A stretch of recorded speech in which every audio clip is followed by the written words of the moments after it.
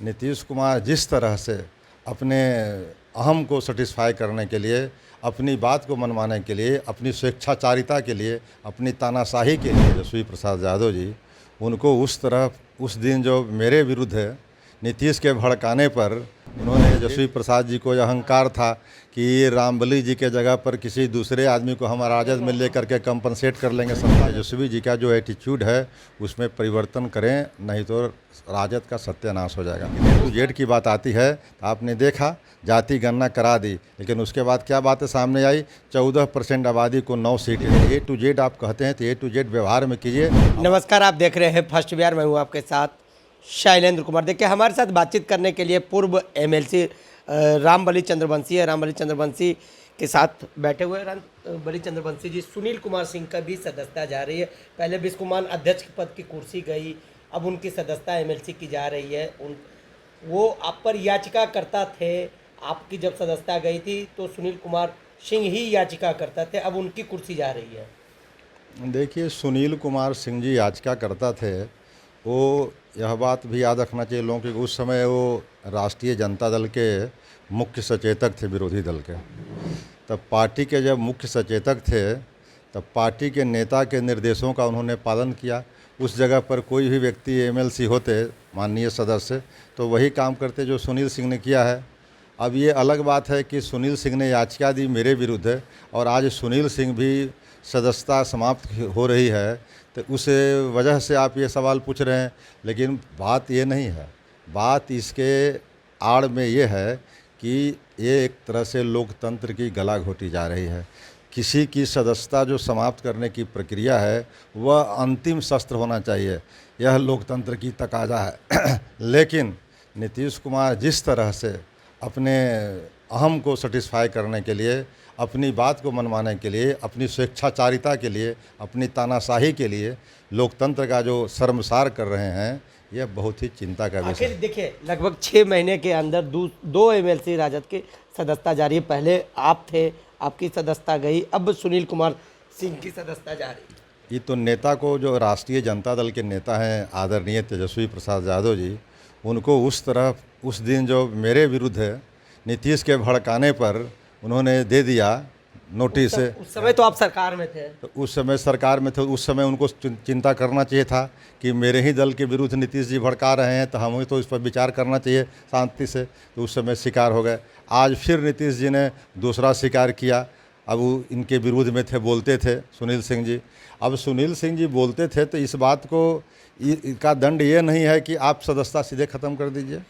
इस बात पर मुझे भी खेद है। मैं भी अभी सुनील जी के प्रति सहानुभूति रखता हूं कि सुनील जी की सदस्यता एक व्यक्तिगत सदस्यता समाप्त नहीं हो रही है, ये जनतंत्र की सदस्यता समाप्त हो रही है। जनतंत्र आज खतरे में पड़ रहा है, लोकतंत्र खतरे में पड़ रहा है, तानाशाह की बू आ रही है। ऐसे चीज़ों के लिए हम चिंतित हैं और जितने भी जनतंत्र पसंद लोग हैं उनको एक बार फिर जनतंत्र को जिंदा करने के लिए तानाशाही शक्तियों के विरुद्ध आने की ज़रूरत है। चंद्रवंशी जी, एक सवाल लेंगे। सुनील कुमार सिंह को कहीं ना कहीं ये तो सज़ा नहीं मिल रहा है कि बिस्कुमान के अध्यक्ष भी थे, वो भी कुर्सी गई, एमएलसी की भी कुर्सी जा रही है। राबड़ी देवी जो बिहार के पूर्व मुख्यमंत्री रह चुके, उनके मुंह भोले भाई कहे जाते हैं, इसकी तो सज़ा नहीं मिल रही है सुनील कुमार सिंह को। नहीं, ये सब चीज़ की तो मैं बात नहीं करूँगा। मैं तो जो वैधानिक बातें हैं, जो लोकतंत्र में नियम और कानून से बंधे हुए बातें, उसकी चर्चा में। व्यक्तिगत संबंध किसका राजनीति में है, दूसरे दल के लोगों से भी संबंध होता है, तो व्यक्तिगत निजी संबंधों पर उस पर कोई टीका टिप्पणी का कोई गुंजाइश नहीं। एक सवाल लेंगे। 2 पद खाली हुए थे, एक पद आपका खाली हुआ था राजद का, तो वो कोटा गया था, भगवान सिंह कुशवाहा जदयू के खाते में गया था, तो वहाँ से वो एमएलसी चुनकर आए। अब सुनील कुमार सिंह जा रहे हैं, तो 2 सीटें तो घटी है ना राजद का। अब 1 सीटें मेरे विरुद्ध भगवान सिंह कुशवाहा गए, तो उस समय तो माननीय नेता तेजस्वी प्रसाद जी को अहंकार था कि रामबली जी के जगह पर किसी दूसरे आदमी को हम राजद में लेकर के कंपनसेट कर लेंगे। सत्ता में थे, लेकिन तुरंत ही सत्ता से बाहर हो गए, तब वो फिर सीट मिल गया इनको। आज भी जब सुनील सिंह जी के द्वारा जो रिक्त सीटें होगी तो वह भी सत्तारूढ़ दल को मिलेगा। अब भाजपा के जाते हैं कि जेडीयू से जाते हैं कि कोई अन्य दल से जाते हैं, उनके सहयोगी, वो तो एनडीए का। मतलब लगातार सीटें घट रही है राजद का, एमएलसी हो या विधायक हो। कई विधायक भी पहले दूसरे दल में जा चुके हैं राजद के। निश्चित रूप से विधायकों की संख्या या विधानमंडल में जो माननीय विधान परिषद सदस्यों की संख्या घटी है, 2 तो घट गए 6 महीना के अंदर। तो यह तो चिंता का विषय राष्ट्रीय जनता दल के नेतृत्व के सामने है कि नेतृत्व इस पर विचार करे कि आखिर हमारी क्या नीतियां हैं, क्या हमारे अंदर कमियां हैं कि इस तरह से हमारे सीटों में बढ़ने के बजाय घट रहे हैं। तेजस्वी यादव का तो कहीं ना कहीं अहंकार तो नहीं ले रहा है राजद को नुकसान कर? ये तो खुलेआम लोग बिहार के लोग बोलने लगे हैं, आरजेडी के अंदर लोग बोलने लगे हैं कि तेजस्वी जी का जो एटीट्यूड है उसमें परिवर्तन करें, नहीं तो राजद का सत्यानाश हो जाएगा। वो कह रहे हैं कि हम 15 अगस्त से आभार यात्रा पर जाएंगे।